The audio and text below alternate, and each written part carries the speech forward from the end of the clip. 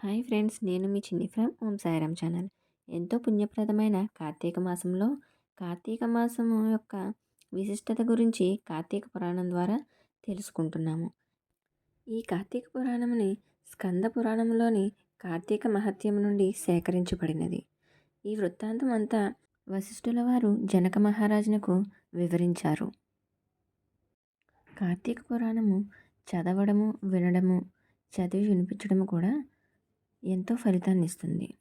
చదవలేని వారు కనీసం వినడానికి ట్రై చేయండి. ఈ మాసంలో కార్తీక పురాణము విష్ణాలయంలో చదివిన విశేష ఫలితాన్ని అందిస్తుంది. ఈ మాసమంతా శివకేశవులు ఇద్దరు ఒక్కటే అని చెబుతుంది. అందుకని కార్తీక దామోదరుని పేరు మీద ఈ మాసమంతా పూజలు చేస్తారు. కార్తీక మాసం అంతా శివాలయంలో కానీ లేదా విష్ణాలయంలో కానీ దీపము వెలిగించడం వల్ల సకల సుఖములు ప్రాప్తిస్తాయి, అన్ని పాపాలు తొలగిపోతాయి. రోజు దీపదానం అనేది చాలా విశేషమైనది. అందుకని దీపదానం ఇవ్వడానికి ప్రయత్నించండి. ఇక లేట్ ఎందుకు వీడియోలోకి వెళ్ళిపోతాం. స్కిప్ చేయకుండా చివరి వరకు చూడండి. నేటి అధ్యాయంలో వనభోజన మహత్యం గురించి తెలుసుకున్నాము. రోజుకో అధ్యాయం భాగంగా ఈరోజు 6వ అధ్యాయంతో మీ ముందుకు వచ్చేసాను. 6వ అధ్యాయము దీపదాన మహిమ. వశిష్ఠుల వారు జనక మహారాజునకు ఇలా చెబుతున్నారు.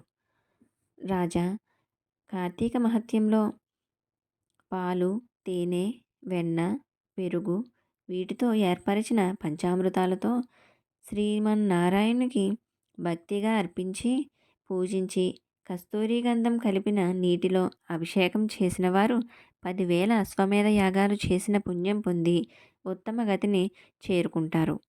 కార్తీక మాసంలో ప్రతిరోజు సాయంకాలం విష్ణు దేవాలయంలో దీపారాధన చేసిన వారికి వైకుంఠము ప్రాప్తిస్తుంది. కార్తీక మాసములో దీపదానం చేసిన వారికి ఉత్తమ జ్ఞానం లభించడమే కాకుండా విష్ణు సాయుధ్యం కలుగుతుంది. కార్తీక మాసంలో ప్రతిరోజు ప్రత్తితో వత్తి పెట్టి బియ్యపు పిండితో కానీ గోధుమ పిండితో కానీ చేసిన ప్రమిదలో వత్తి పెట్టి నేతిని పోసి వెలిగించి ఆ దీపపు ప్రమిదను వేదవేత్త అయిన బ్రాహ్మణునికి దానం ఇవ్వవలెను. ఈ విధముగా నెలంతా చేసి నెల చివర వెండితో ఒక ప్రమిదను చేయించి అందులో బంగారు ఒత్తి వేసి పిండితో కుదురు చేసి దాని మీద ఆ ప్రమిదను ఒత్తిని ఉంచి దీపముతో యోగ్యుడైన బ్రాహ్మణునికి దానము ఇవ్వాలి. తరువాత బ్రాహ్మణ సమారాధన యథాశక్తి అనుసరించి చేయాలి. ఆ విధంగా బ్రాహ్మణులకు దీపదానం చేసినప్పుడు అన్ని విధాల జ్ఞానాన్ని ఇచ్చేది, సకల సంపదలను కలుగజేసేది అయిన దీపదానం చేస్తున్నాను, నాకు క్షేమం కలుగుగాక అని అంటూ దానం ఇవ్వాలి. స్త్రీ కానీ పురుషుడు కానీ ఈ విధంగా దీపదాన వ్రతము పూర్తి చేసిన వారు ముక్తిని పొందుతారు. తెలిసి చేసిన తెలియక చేసిన పాపాలన్నీ ఈ దానము వలన తొలగిపోతాయి.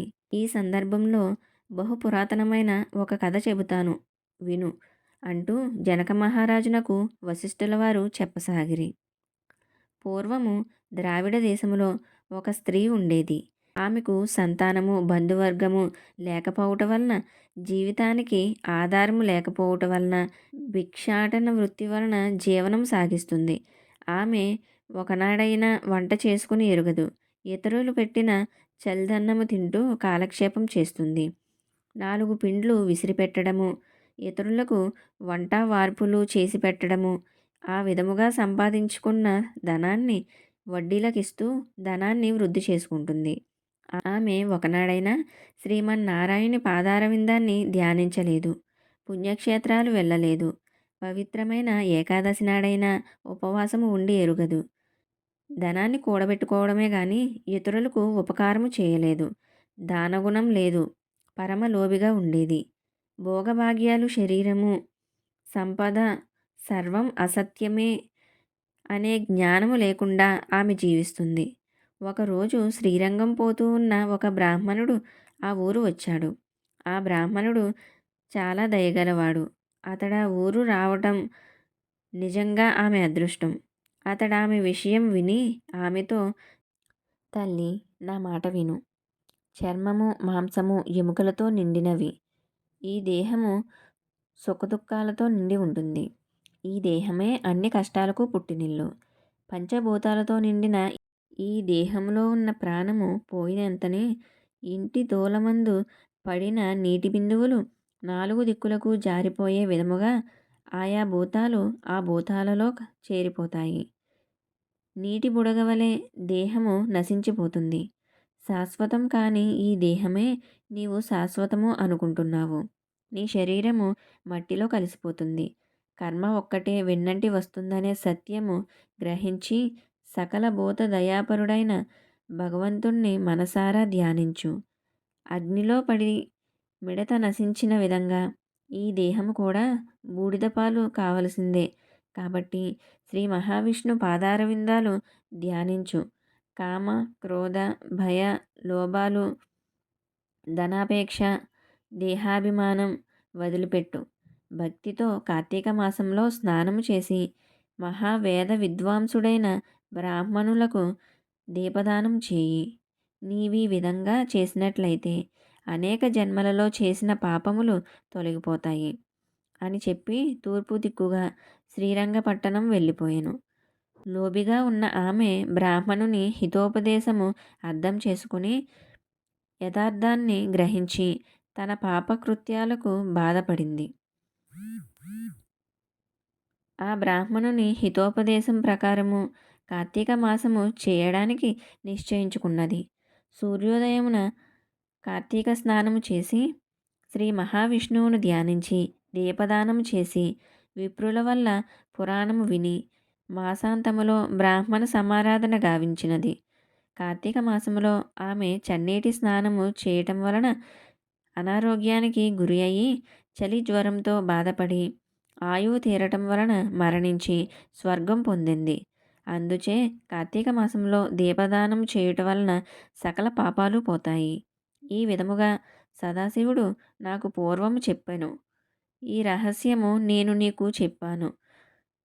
సంసార బంధాలు ఈ దీపదానం వలన తొలగిపోతాయి. సత్యప్రదం ప్రాప్తిస్తుందని వశిష్ఠుల వారు జనక మహారాజునకు వివరించిరి. ఇది స్కంద పురాణాంతర్గత కార్తీక మహత్యమందలి 6వ అధ్యాయం సంపూర్ణం.